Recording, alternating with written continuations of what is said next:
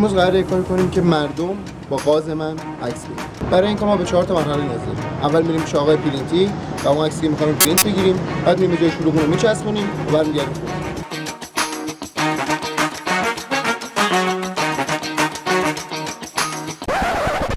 خب الان شاید عجیب باشه براتون ولی خیلی وقته که گذشته، یعنی شاید 6-7 ماه گذشته از اون سکانس قبلی که دیدین که من رفتم مغازه و بسته بود و الان 6 ماه گذشته ولی عکسو برم. این عکسی بود که الان ما گرفتیم. الان میخوام بریم یه جای شلوغ اینو بچسبونیمش، ولی مشکلی که هست واقعا سخته توی جای شلوغ من بخوام الان اینو بچسبونم. کلی نفر میخوام ببینن، شاید نتونم دوربین ببرم ولی بزن بریم.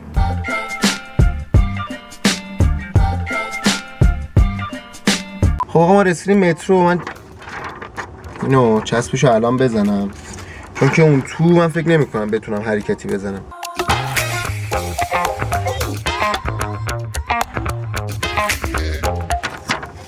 آقا من این چسبش هم زدم. این قشنگ نگاه کنید، فکر کنم شما ندیدید. آقا بریم میتونیم حرکتی بزنیم یا نه؟ ببینم میتونم مثلا فیلم بگیرم یا نه.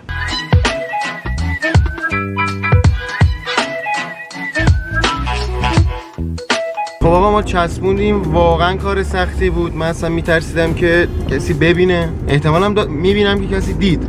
حالا من میخوام توضیح بدم راجع به اینکه اصلا این چی بود. شاید حالا تو عکس خوب معلوم نشده باشه. من اینو میارم اینجا شما ببینید که چی بود اصلا.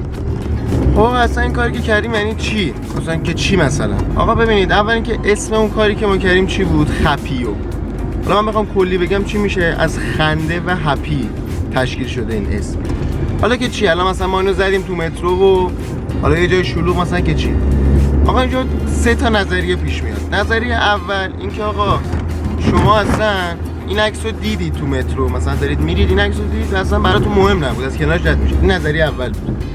نظریه دوم عصبانی میشید، اینو پاره میکنید. این واقعا کار بدیه که من احتمال میدم که مثلا تا 30 ثانیه دیگه این عکس اونجا نباشه.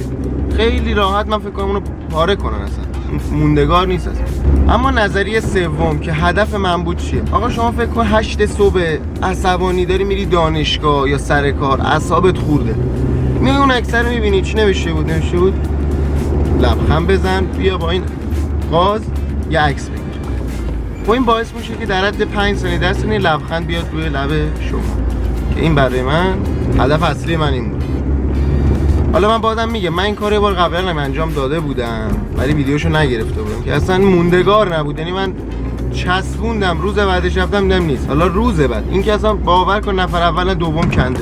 در کل خیلی ممنون که تا آخر این ویدیو با من همراه بودین. اگه ویدیو دوست داشتین حتما لایک کنید و کانال ما رو هم دنبال کنید.